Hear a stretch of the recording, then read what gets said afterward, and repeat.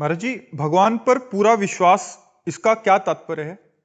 पूरा विश्वास हो जाना। हाँ, इसका तात्पर्य यह है कि हमें भारी दुख की समय विपत्ति ने घेर लिया, भारी दुख का समय आ गया, हमें दृढ़ विश्वास है कि मेरे भगवान मेरा परम मंगल करेंगे, मेरा परम हित करेंगे।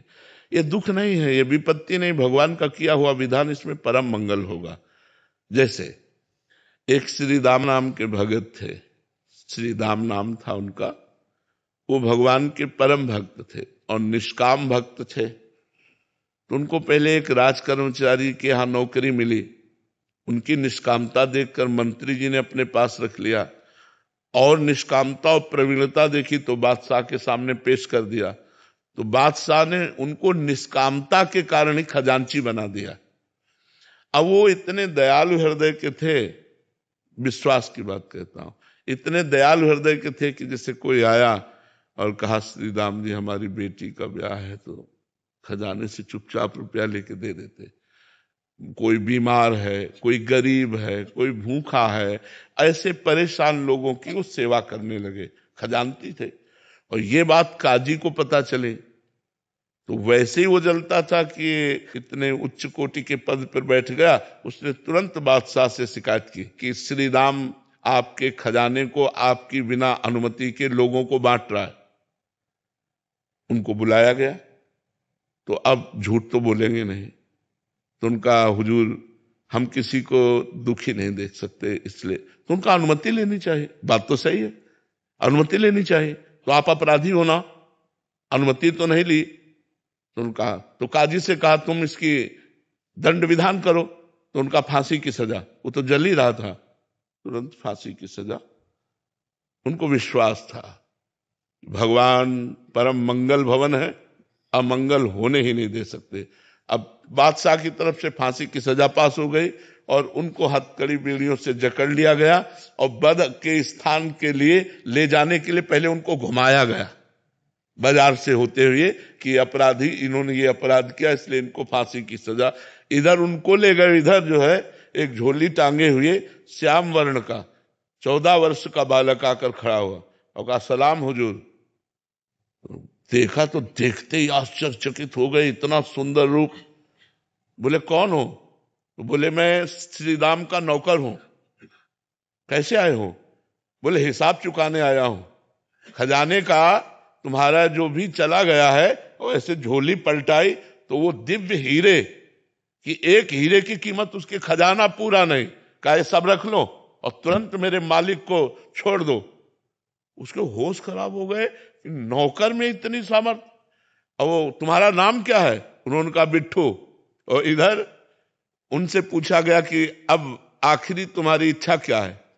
तो महाराष्ट्र में विट्ठल भगवान है, उनके वो सेवक थे, तो उनका एक बार केवल झांकी करवा दो। इधर हिसाब किताब, उधर कह रहे एक बार झांकी करा दो। तो विट्ठल भगवान के पास गए और कहा राजी हो? इतने में घोड़े से दौड़ते हुए वो आदमी आए राज की और कहा श्री राम को मुक्त कर दिया जाए। और बादशाह ने तुरंत बुलाया है।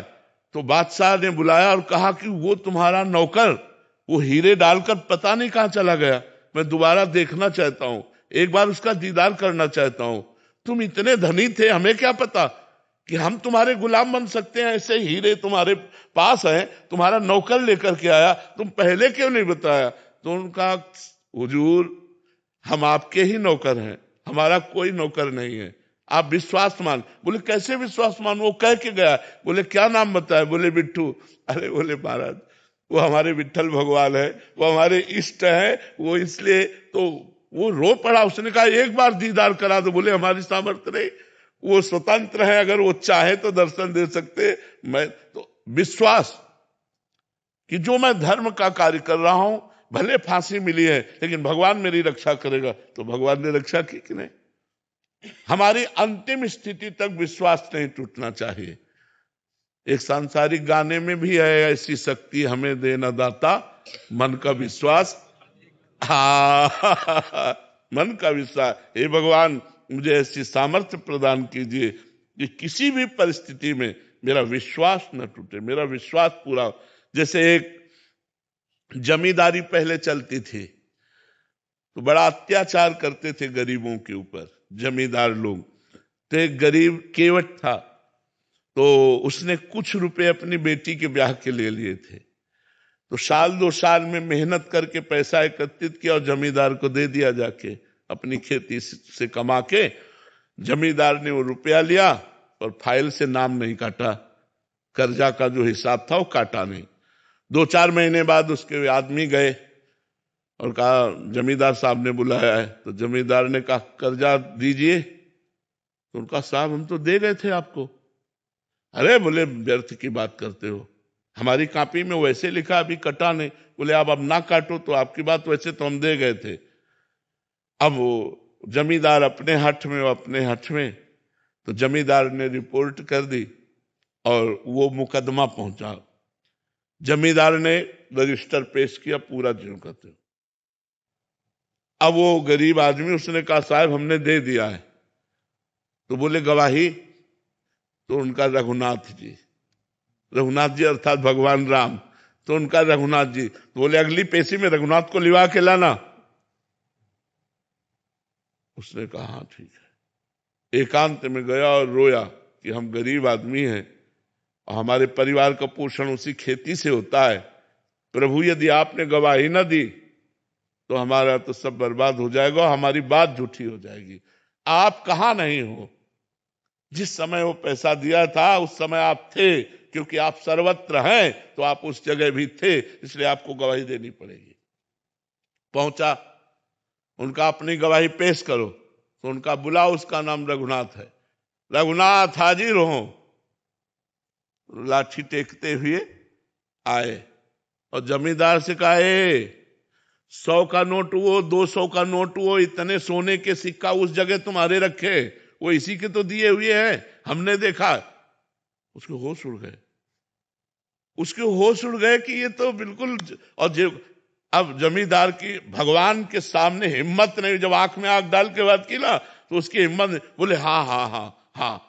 तो 420 में जमींदार के ऊपर दंड जुर्माना लगा और वो छोड़। विश्वास कि भगवान है, मेरी रक्षा करेंगे, भगवान है, मेरा सहयोग करेंगे। दृढ़ विश्वास, किसी भी स्थिति में विश्वास ना टलने पावे, ऐसी शक्ति हमें दे न दाता, मन का विश्वास कमजोर होना। हर स्थिति में भगवत विश्वास बना रहे।